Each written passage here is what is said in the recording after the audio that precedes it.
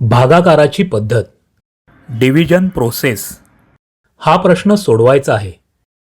128 वह्या 8 मुलांमध्ये समान वाटायच्या असतील तर प्रत्येक मुलाला किती वह्या मिळतील?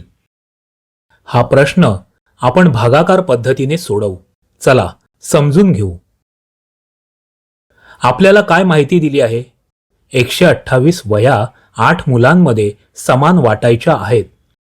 इथे आपल्याला काय विचारलंय? प्रत्येक मुलाला किती वह्या मिळतील? म्हणजे आपल्याला काय करायला हवं? आपल्याला 128 ला 8 ने भागायला हवं. चला तर मग 128 भागिले 8 हे असे लिहितात. आता शतकापासून सुरुवात करू. इथे 1 आहे. 1 ला 8 ने भागू. पण 1 तर 8 पेक्षा लहान आहे, त्यामुळे इथे भाग जाणार नाही.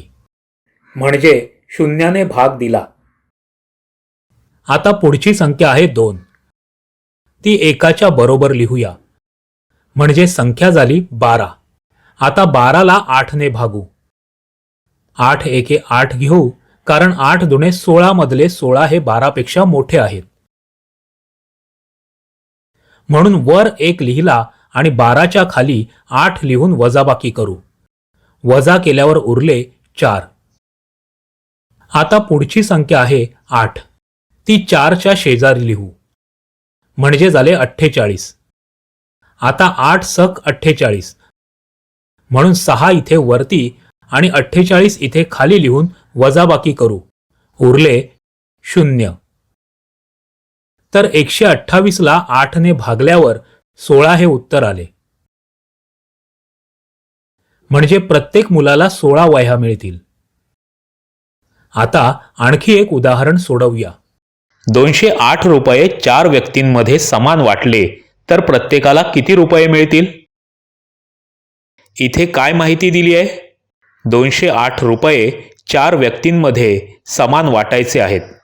आपल्याला काय विचारलंय? प्रत्येक व्यक्तीला किती रुपये मिळतील? मग आपल्याला काय करायचं आहे?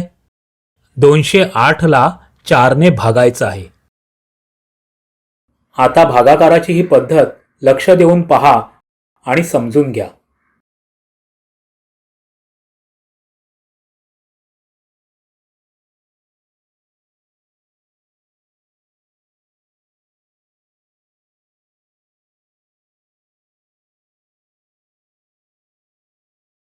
अशा रीतीने 208 ला 4 ने भागल्यावर आपल्याला 52 हे उत्तर मिळाले. तर प्रत्येक व्यक्तीला 52 रुपये मिळतील. आता व्हिडिओ थांबवा आणि दिलेली उदाहरणं सोडवा.